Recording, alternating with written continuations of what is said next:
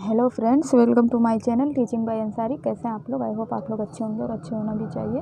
तो चलिए आज हम एक और थोड़ा सा नॉलेज लेते हैं। किसके बारे में? महाराणा प्रताप के बारे में, जो सिसोदिया वंश के थे और राजवंश के थे। जैसे बहुत सारे राजवंश हुए, पल्लव वंश और फिर पाल वंश, तो इसी तरह से ये सिसोदिया वंश के थे, राजवंश के थे। और इनका नाम क्या है? महाराणा प्रताप।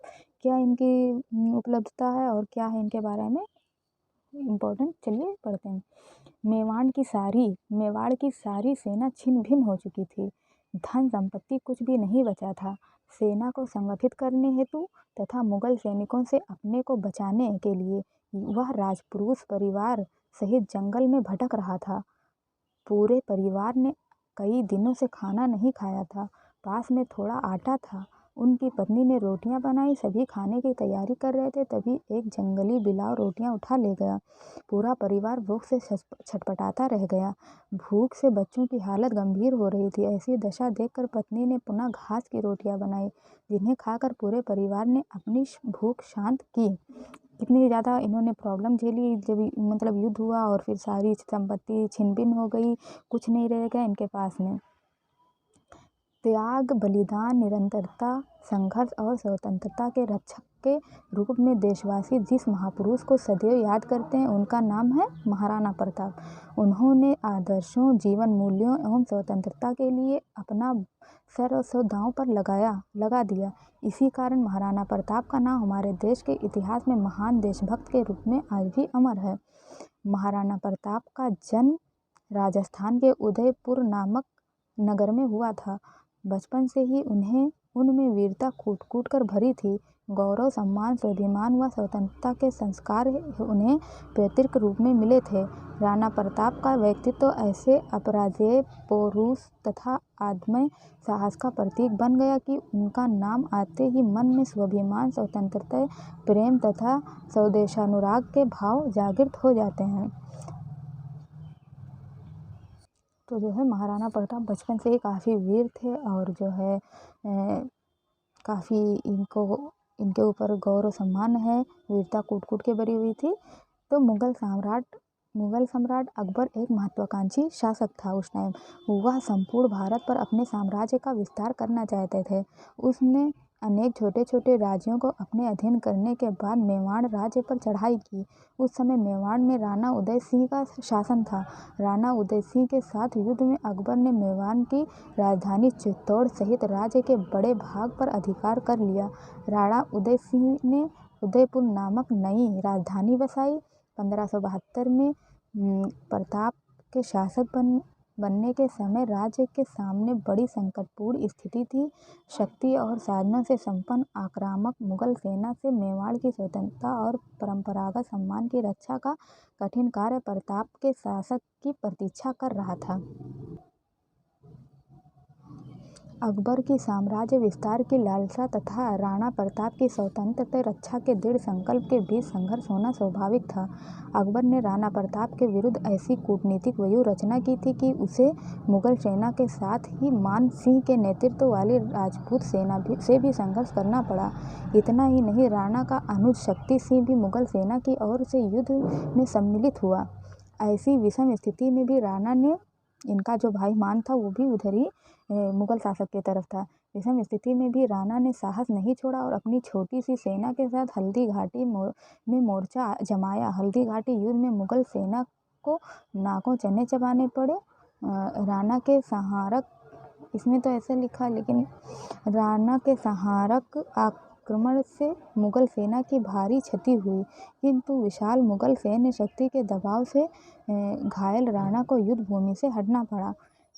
इस घटना से सरदार झाला, राणा के प्रिय घोड़े चेतक, राणा प्रताप के जो प्रिय घोड़ा था वो कौन था? चेतक था, और अनुज शक्ति सिंह को विशेष प्रसिद्धि मिली। सरदार झाला ने राणा को बचाने के लिए आत्म बलिदान किया। उसने स्वयं राणा को मुकुट पहन लिया। जो झाला सिंह थे उन्होंने इतना साथ दिया कि उन्होंने जो है राणा प्रताप का मुकुट पहन लिया कि लोग ये समझें, और उन्हीं के ऊपर जो है अटैक हो गया, पहन लिया, जिससे शत्रु झाला को ही राणा समझकर उस पर प्रहार करने लगे। घोड़े चेतक ने घायल राणा को युद्ध भूमि से बाहर सुरक्षित लाकर ही अपने प्राण त्यागे तथा शक्ति सिंह ने संकट के समय में राणा की सहायता कर अपने पहले आचरण पर पश्चाताप किया। तो इस तरह से जो है उनके जो घोड़ा चेतक था, झाला सिंह था, सबने उनका बहुत साथ दिया। हल्दी घाटी का युद्ध भारतीय इतिहास की प्रसिद्ध घटना है। इससे अकबर और राणा के बीच संघर्ष का अंत नहीं हुआ, वरन लंबे संघर्ष की शुरुआत हुई। राणा प्रताप ने समय और परिस्थितियों के अनुसार अपनी युद्ध नीति को बदला तथा शत्रु सेना का यातायात रोककर और छापामार युद्ध की नीति अपनाकर मुगल सेना को भारी हानि पहुंचाई। इससे मुगल सेना के पैर उखड़ने लगे। धीरे धीरे राणा ने चित्तौड़, अजमेर तथा मंडलगढ़ को छोड़कर मेवाड़ का सारा राज्य मुगलों के अधिकार से मुक्त करा लिया। 20 वर्षों से अधिक समय तक राणा प्रताप ने मुगलों से संघर्ष किया। इस अवधि में उन्हें कठिनाइयों तथा विषम परिस्थितियों का सामना करना पड़ा। सारे किले उनके हाथ से निकल गए। उन्हें परिवार के साथ एक पहाड़ी से दूसरी पहाड़ी पर भटकना पड़ा। कई अवसरों पर उनके परिवार को जंगली फलों से ही भूख शांत करनी पड़ी। फिर भी राणा प्रताप का दृढ़ संकल्प हिमालय के समान अडिग और अपराजेय बना रहा। उन्होंने प्रतिज्ञा की थी कि मैं मुगलों की अधीनता कदापि स्वीकार नहीं करूंगा और जब तक चित्तौड़ पर पुनः अधिकार न कर लूँगा तब तक पत्थरों पर भोजन करूँगा और ज़मीन पर सोऊंगा, उन्होंने ऐसा कहा था। उनकी इस प्रतिज्ञा का मेवाड़ की जनता पर व्यापक प्रभाव पड़ा और वह संघर्ष में राणा के साथ जुड़ी रही।